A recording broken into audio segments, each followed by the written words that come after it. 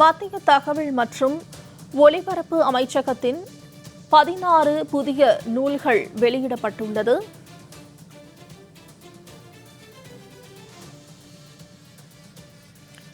மத்திய தகவல் மற்றும் ஒலிபரப்பு அமைச்சகத்தின் கீழ் இயங்கும் வெளியீட்டு பிரிவு தயாரித்த புத்தகங்களை சி.பி. ராதாகிருஷ்ணன் அவர்கள் வெளியிட்டுள்ளார். குடியரசு துணைத் தலைவர் மாளிகையில் நடைபெற்று வரும் புத்தக வெளியீட்டு நிகழ்ச்சியில் சி.பி. ராதாகிருஷ்ணன் தற்போது சிறப்புரையாற்றி வருகிறார். அந்த நல்ல செயல்களும் நல்லவையும் போற்றப்படுகிறது சமுதாயமாக எந்த சமுதாயம் இருக்கிறதோ அந்த சமுதாயம்தான் நல்லொழுக்கம் மிக்க சமுதாயமாக, நல் சிந்தனையுள்ள சமுதாயமாக, எல்லோருக்குமான சமுதாயமாக மாறும். அதனால் சிறு துளியாக இருந்தாலும் அது நல்லது என்று சொன்னால் அதை போற்றுகின்ற மனோபக்குவத்தை பெற்றவர்களாக நாம் இருக்க வேண்டும். இந்த நூல்களின் தலைப்புகளே இதன் பெருமைகளை பறைசாற்றுகின்றன.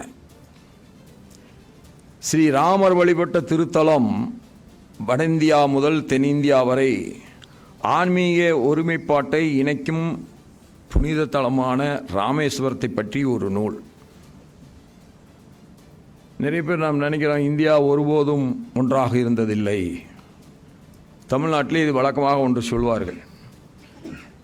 இந்தியா ஒருபோதும் ஒரு அரசியல் நாடாக இருந்ததில்லை.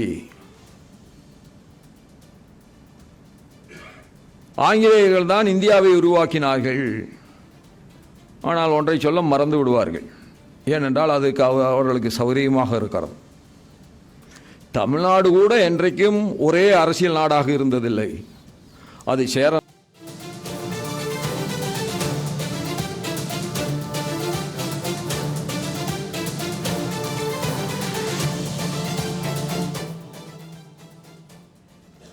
அரசியல் ரீதியாக ஒரே நாடாக நாம் இல்லாவிட்டாலும் கலாச்சார ரீதியாக, பண்பாட்டு ரீதியாக நாம் ஒரே நாடாகத்தான் இருந்திருக்கிறோம். யார் வந்தார்கள், யார் படையெடுத்தார்கள், யார் சொன்னார்கள்? ராமபிரானுடைய கதை குக்கிராமம் வரை இந்தியா முழுவதும் பரவி இருக்கிறது. தமிழகத்தினுடைய அனைத்து கிராமங்களிலும் ராம வழிபாடு இருக்கிறது. ஆக நாம் கலாச்சார ரீதியாக என்றைக்கும் ஒரு நாடாகத்தான் இருந்திருக்கிறோம். அதே போல ராமானுஜர், நிறைய பேர் நாம் நினைக்கிறோம் ஏதோ ஜாதிக்கு எதிராக பேசுவது இப்பொழுதுதான் இந்த மண்ணிலே தோன்றி இருக்கிறது. மனிதனை மனிதன் பிறப்பால் தாழ்ந்தவனாக நடத்தக்கூடாது என்பதை தமிழ் மண்ணிலே முதல் முறையாக ஓங்கி ஒலித்த ஒரு குரல் உண்டு என்று சொன்னால் அது ராமானுஜர். இல்லை, நம்மள கூட பல பேர்த்துக்கு தெரிவதில்லை. இதுதான் அதனுடைய விசித்திரம்.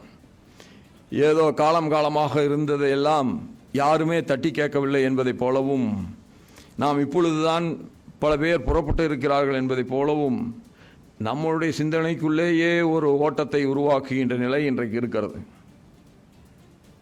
ராமானுஜர் தான் தெல்ல தெளிவாக சொன்னார்.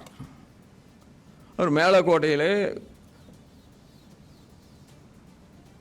நாராயணனுக்கு ஒரு கோயிலை அமைக்கிறார். கோயிலை அமைத்தவுடன் கோயில் வேலை செய்தவர்கள் சொல்லுகிறார்கள்,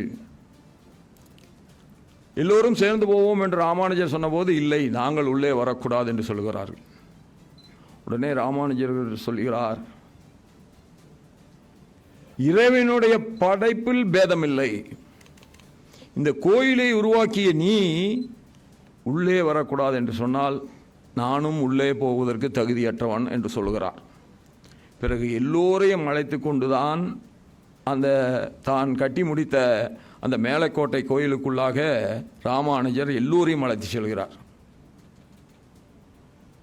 இதை நான் இங்கே ஏன் குறிப்பிட விரும்புகிறேன் என்று சொன்னால், இது போன்ற மகத்தான ஞானிகள் நம் மண்ணிலே இருந்திருக்கிறார்கள். அதனால்தான் இன்றைக்கு நம்முடைய ஐபி அமைச்சகம் ராமானுஜர் பற்றிய நூலையும் கொண்டு வருவதற்கு எல்லோரோடும் இணைந்து பணியாற்றி இருக்கிறது. தமிழனுடைய வீர மரபை எடுத்துக்காட்டும் வரலாற்று சின்னம் நடுக்கல்லை பற்றிய நூலும் இந்த நூலிலே அமைந்திருக்கிறது.